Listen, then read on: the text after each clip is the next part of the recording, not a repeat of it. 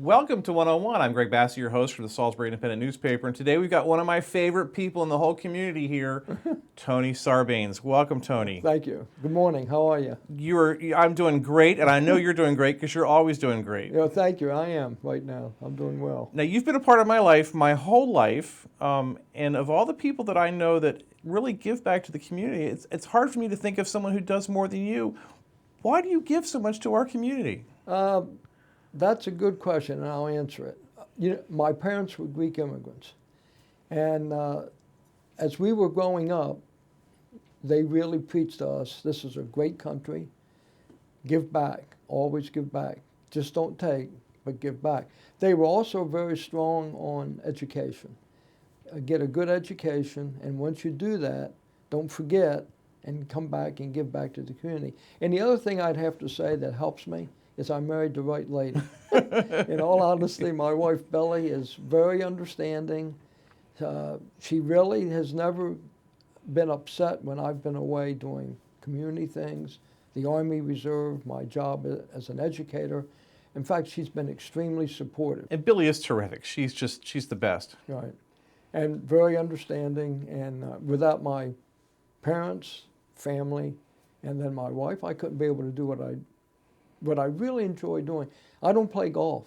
You know, I'd like to be involved in the community, and if I can help, if somebody comes to me and I can help them or help an organization, I like to do that. I'm involved in a lot of that, and I enjoy that. I thoroughly enjoy that. I remember years ago, Kathleen Momet read the list of just the help that you gave the United Way in terms of your time and effort, and the thing that capped that list that meant the most to me was you were the man who got up and painted on the billboard. They had the thermometer thing with the fundraising. You would go and fill that number in. I always wondered who did that, and it was you who was out there doing it on Saturday mornings. Yeah, well, I enjoy it. United Way does a lot of great things. Yeah. I was on that board. You have tenure on the board. You go off. I went back on and did another stretch. And I think finally by that time they said, well, you've done 2 stretches. That's enough. But I thoroughly enjoy it, and I love what they do. I thoroughly love what the United Way does, so I enjoy doing that. So. You mentioned your parents. They're famous in town. They had the old Mayflower Grill? That's right. They had the Mayflower Grill right downtown Salisbury, and my brother and I lived over that store until I was 7 years old. And, of course, what is now the plaza was Main Street, and that's how people went to Ocean City. Right. They came right through the middle of Salisbury before the current Route 50 was built. So, yeah, we were street urchins before people knew what a street urchin was. But, you know, I saw Salisbury back then with all the department stores, Gumby's, Montgomery Ward's, whatever. The Daily Times was right next door to my family's restaurant.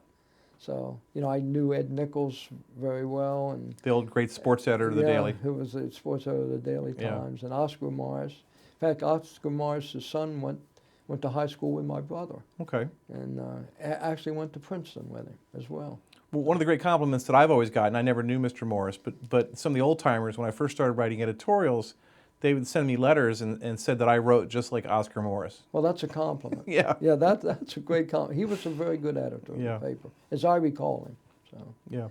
And education is certainly a big part of your life, and you've been in the news here recently. It's the 40th anniversary of the opening of Parkside High School. That's right. And you were the first principal of that school. Right. I like to tell people I was 15 years old when I opened it, and I was the youngest principal in the state of Maryland. That's a lie. But that was a great experience. Of course, I'm a Y High graduate, so I'm very loyal there. I was in the last class, in fact, that graduated from what is now Y Middle. Right. And then they opened the current Y High. I went back there in 1963 as a basketball coach. Did that for 2 years, got that out of my system. Great experience. And then in 1971, I went there as a principal. and I was there 3 years. And then they were building Parkside, and I asked the superintendent about opening that school, and eventually I was assigned to that school. Great experience, really a great. When you open a school, it's different. It's really sort of like your baby, so to speak, and I enjoyed that. You know, I was involved. You're not locked into any traditions. Right. You establish them, and I'm very proud of what's going on at Parkside. I still have a very strong feeling. I always like to tell the story about the colors, which were green and white, because many years ago, during the Red Auerbach, Bill Russell days of the Boston Celtics, I was a big Boston Celtic fan, and when we got ready to pick the colors, I got up in this meeting and was telling everybody, well, we can't do blue. We ought to do standard colors. Everybody agreed to that. I said, well, we can't do blue. Wycomico High is blue. Bennett is red. I'm recommending green and white. Little did I know that in the audience, one of the parents was a guy that I'd played basketball with in high school and when I got out of the service, Norman Webster from Johnny's and Sanders. Right. And I had his kids in school, and he looked at me, he started laughing, and he said, okay, Sarbanes, tell them why you want green and white. And I said, you know me too well. And I said, okay, I'm a Boston Celtic fan. Everybody said, that's fine. You want green and white, we'll do green and white. So that, and of course the mascot is a ram. Right. And the ram was from the superintendent, who, when I opened Parkside, he had just died. Royd A. Mahaffey. Royd A. Mahaffey. He died in July at age 52. He was very young. I didn't know he was that young. He was 52 years old. Wow. And he was superintendent 18 years. Right. He was a very, very young man when he became superintendent. In fact, you know, Wycomico went through a period, I think, of 58 years with two superintendents. James Bennett was 40 years. Royd Mahaffey was 18 years. Wow. But he was very good to me. In fact, you know, when I got out of the service, I got a teaching job in Wycomico. He was extremely helpful. And then when I wanted to go to Y High and coach basketball, he was very supportive. He was the one who gave me the vice principal jobs, and going to Parkside, he was very helpful. And I'll never forget it. He said to me, I'm going to help you open that school. I'll be there. And he was at Hopkins, and I was on reserve duty, and I stopped to see him, and I'll never forget it. He looked at me. They had tried to do a bone marrow transplant. It did not work. And he looked at me and he said, Tony, you're on your own. And 4 weeks later, he was gone. So when we started to pick a mascot, I don't know who came up with RAM, someone did, and the ram became the mascot for Parkside High School. Well, I'd always heard that people wanted to name the school after him, but he didn't want that. So Right. the trick was to name the mascot after Right. him as a secret. That's right. There was some people who wanted to do that. There were some who didn't. But they actually had as I recall, and I may be wrong with this, that there was a policy you would not name a school for a person. He went through Bennett High School one day, and he stopped and asked people, students, who was James Bennett? No one knew. No one knows, right? No one knew. So he said, why are we doing that? So, but Bennett continues to go on. As I said, 40 years as superintendent. So.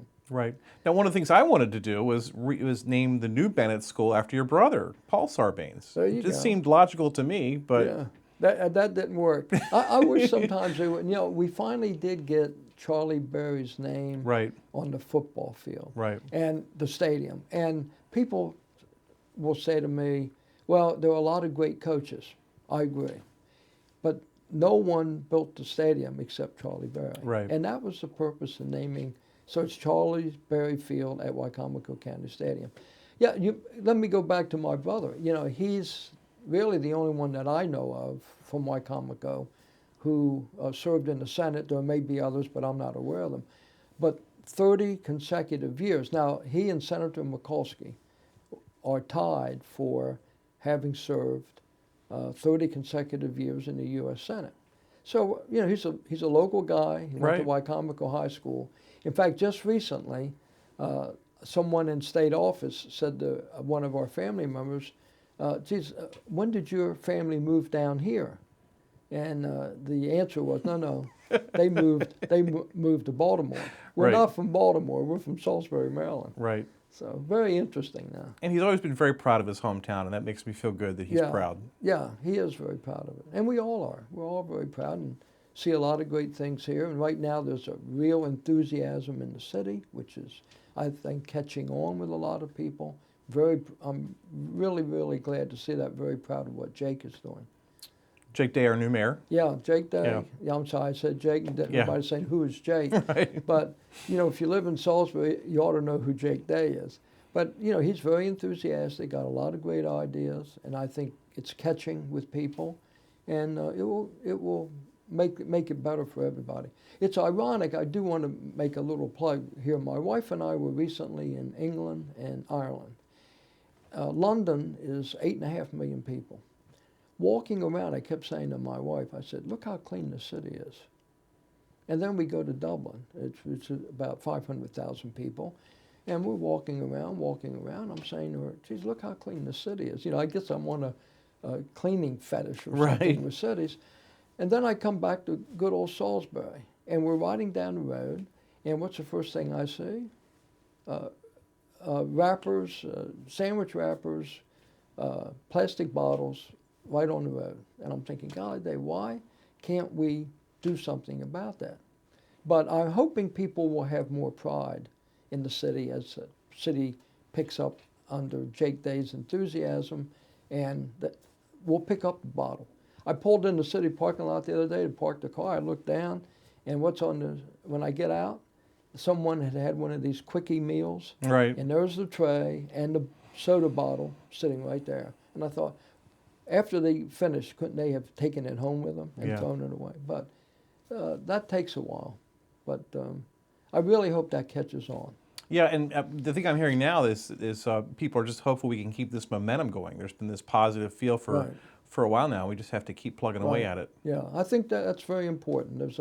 We have a lot to offer. There are a lot of good ideas going on. People need to get focused on what we're doing, and they need to be supportive. Right. And step up and volunteer.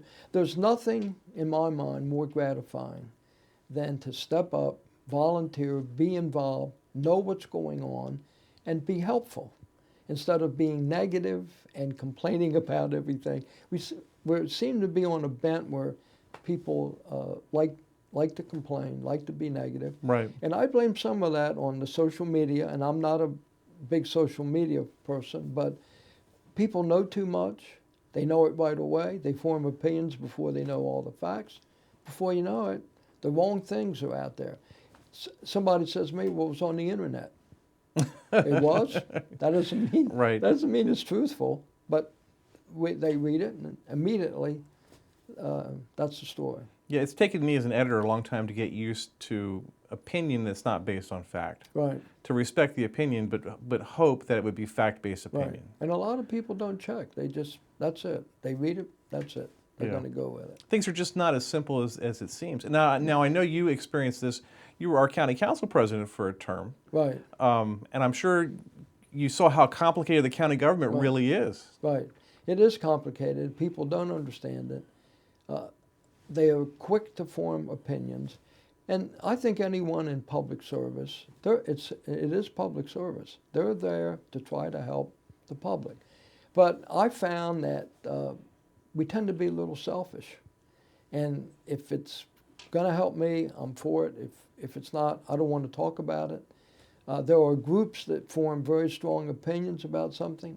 They don't want to compromise. It's my way or the highway. And that's unfortunate. And can we work together a little bit? People have to sort of compromise a little bit. You don't compromise your principles, but you can compromise on some ideas. Right. And there's a difference there. So I wish we could do more of that. And you don't see that going on. And local government, in my mind, is extremely important to really serve the local population. And I think their top priority, frankly, I'm going to get on my soapbox here a little bit, is education. To me, that's the most important thing they do. Supporting the sheriff's department, the legal system, fixing the roads, all that's important. But still, the most important thing is an education, because it does open doors. That's the bottom line. Right, and you've devoted your career seeing that happen. Right. Right. Well, I look at, my own family. My brother finished Wycomico High School, went to Princeton. Full He was a ride. Rhodes Scholar. Rhodes Scholar, Harvard Law School. I graduated, went to Western Maryland College, now McDaniel, got my master's from there, got a commission, went into service, came back, had a good career. I'm proud of my career in education, frankly. And then stayed in the Army Reserve. I did 33 years there, and Uncle Sam one day said, well, thank you very much for your service. And you have a general rank. I ended up as a Major General, which I'm extremely proud. And actually then, that was the highest a reservist could go. There is now one Lieutenant General's position, but that's an active duty position. Right. So I was very proud of that. And again, very proud of being able to work in the community, getting involved in many civic organizations. So, and again, it goes back to my family, my parents.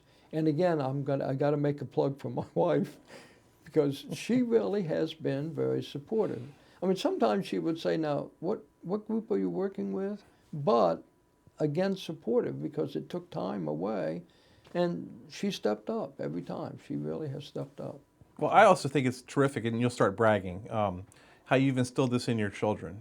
Your daughter was Teacher of the Year. That's right. Your son is a circuit court judge. Yeah. So, my daughter, it's interesting with my daughter. They would go to all the school events with me. And as a little girl, she would say, I want to be a teacher. And I used to say, well, wait, you're kind of young. But when she would go to school events with me, the students were really very good to her. In fact, I asked her one time, I said, when you go to school with me and you're there in the stands with the kids, do you ever get any comments about your dad being the Right. principal? She said, no, I never have. I've never had anybody. In fact, if anything, they're always very nice to me. And she was young. I mean, she was a little girl. But she stayed with that tack. I'm going to be a teacher. And that was it all the way through.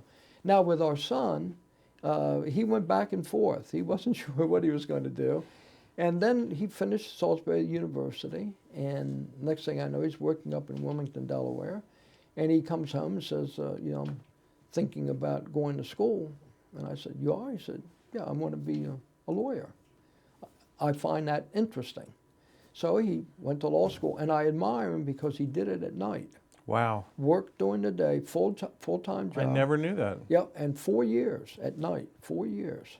And finished law school, did fine, came back. He was very fortunate. He came to Salisbury, and he clerked for Judge Danny Long in Somerset County. Could not have been a better experience, followed by 2 years with Judge Dale Cathell. Right. So you could not ask for two better judges for Jimmy to clerk for it. They were great with him. He learned a lot. He said to me, working with them was like going back to law school every day. He said, great experience. And very, very helpful. He passed the bar the first time because in the group that he took the bar with, 40% failed it. Right. He had one fellow sitting near him who kept asking him for the time. He was actually disrupting Jimmy taking the bar exam. It's a 2-day process, and you're there in the morning, you take a lunch break, you come back, and same thing the next day. That guy didn't come back after the lunch break. Oh. And first thing I thought was, now there's a guy spent all that money to go to law school, and boom, nothing. I don't know whatever happened to him. Right. I mean, Jimmy didn't know him or anything.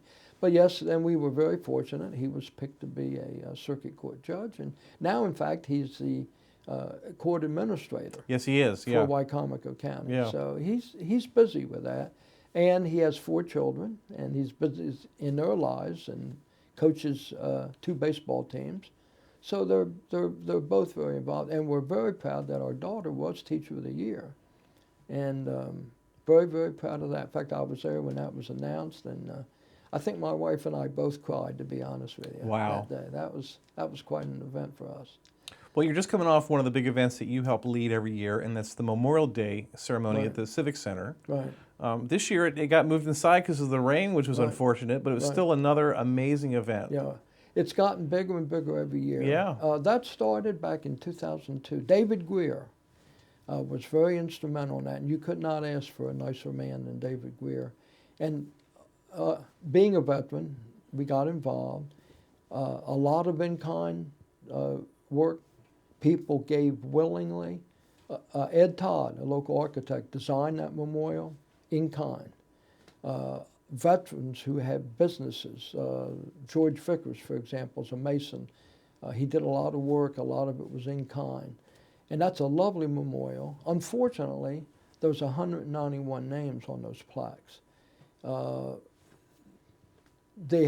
person whose name is on there, their home of record had to be Wycomico County. Right. And that was a little sensitive for some people because they would say, well, so-and-so was born and raised in Salisbury, but then they moved to Baltimore. They were living there for 5 years, they went into service, and they lost their life in service to our country.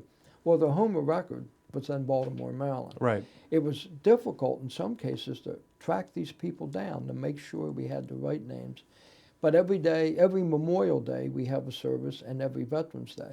The other thing we did that was sort of interesting is we put the plaques at an angle. If you go out there and look at it, and it's outside, it's lit so people can go out there anytime they want. Because a lot of plaques, when you see them, they're straight up and down. Right. So you read the top ones, the people at the bottom never get read because you have to get down on your hands and knees to read them. So when we were doing it, I want to take credit for that. I said, let's angle the plaques. And they're at waist height. Right. So you can go out, very easy to read. And I tell you, it's very touching because I've been there on Memorial Day when family members will come up and put their fingers on the name of their family member. And I can't stand there and watch it, frankly. I sort of have to walk away. It's very emotional. And they'll say something. And that's very touching when they do that. The ceremony lasts about half an hour.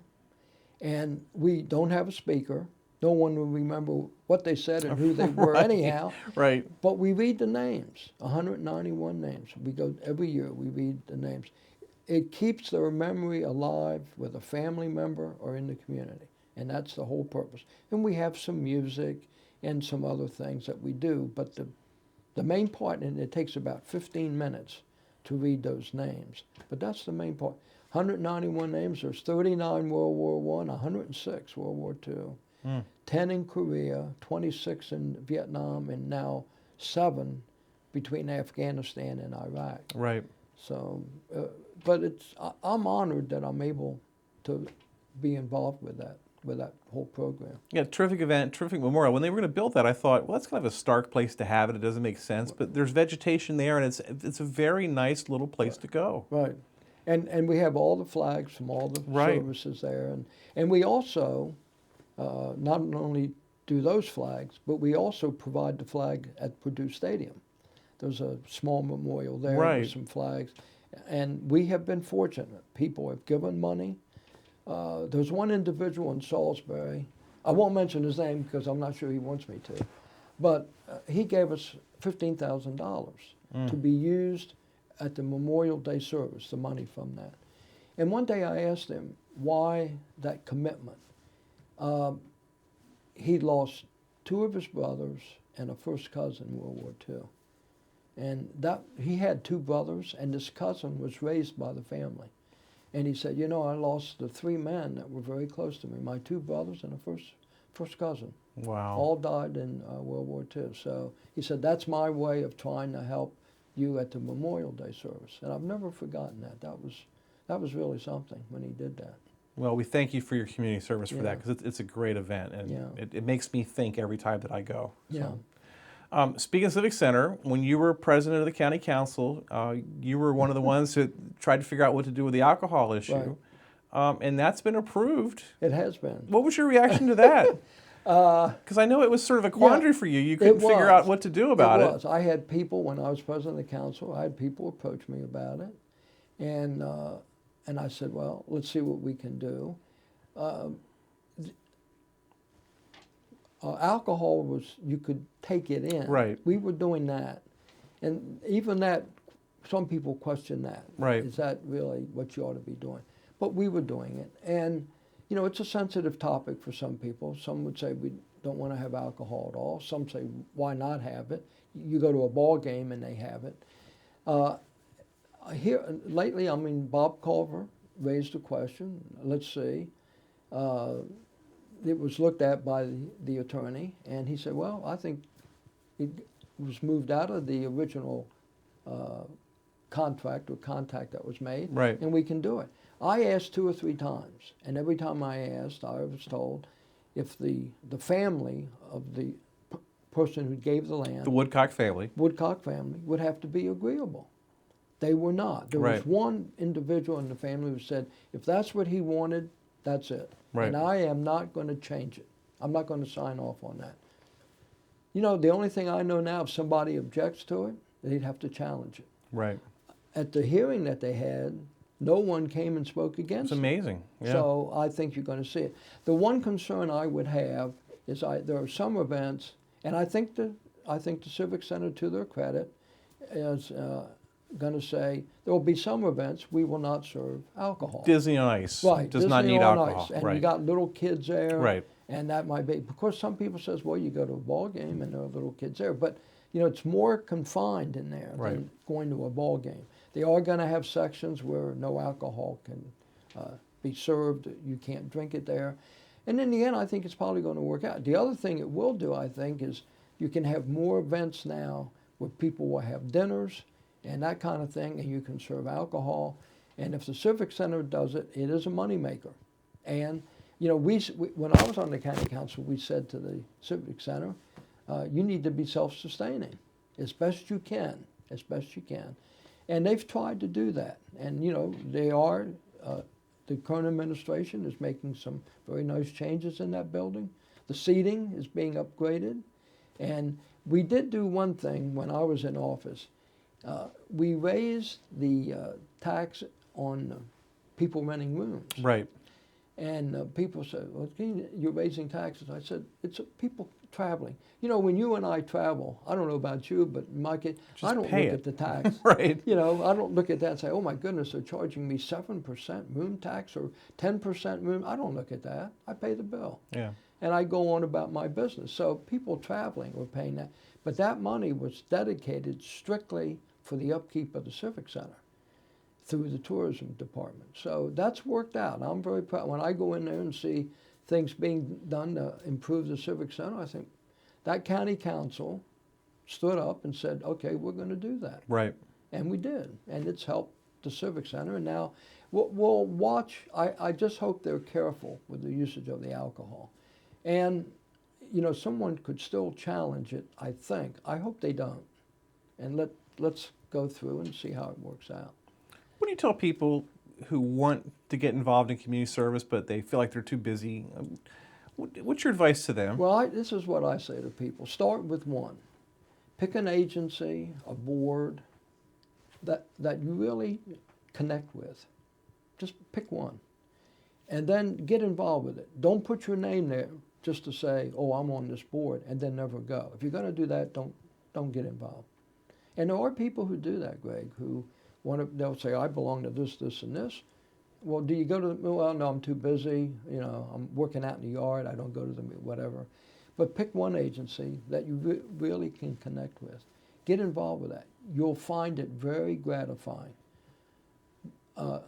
Read the minutes, know what's going on, get involved, help them out. And then before you know it, while you're in that agency or board, you might see another one that you have contact with. Before you know it, you say, you know, I like that one too. I'd like to get involved with that one. All of a sudden now you're involved with 2. Now you better hope that your family is supportive. And you need to talk to your family about it before you do it. You need to say to your wife and your kids, look, you know, we're still going to go to the ball games. We're still going to do picnics. We're still going to do this. But there's this agency board that I really think I can bring something to it. And know that it's going to take some time if you do it right. But I just find it, you know, again, very rewarding personally. And nothing pleases me more than to see a work the agency or board is doing that helps people out. And there are a lot of people who need that. That's why most of the boards that I've been involved with are ones that try to help people. You know, MAC, United Way, Right. Hudson Health, things that I do. And I'm very active at my church. You know, I was raised as a Greek Orthodox. I'm now a good old Methodist at Trinity United Methodist Church. Great which church. Is a great church. Yeah. Very, Very community-focused church. Very, Yeah. very focused. They do a lot of great things. And we're blessed, again, with a super minister, Reverend George Patterson. George is the best. He's there. He's the best.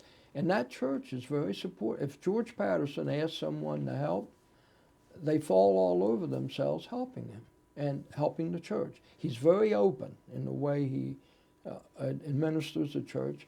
And if you hear him in the pulpit, it's just outstanding, with no notes. Yeah. I can't believe that he does that, but he gets up there, no notes. I keep thinking he must have something written on the back of his hand, but not really. And he's a guy who's all about community. Very much so. And Yeah. you see him. People ask him to come to community events. He's very involved, very committed.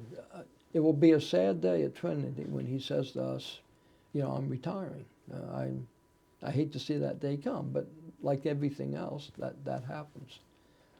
Well, I thank you for your community service and your family. The great Sarbanes tradition it's just Yeah. amazing. It's so impressive. Yeah. Well, thank you very much. I've enjoyed it. He's Tony Sarbanes. He is a guy making our community better every day. He never stops. Thank you, Tony, for being here. Well, thank you. I'm Greg Bassett from the Salisbury Independent Newspaper. Another edition of 101 right here on PAC 14.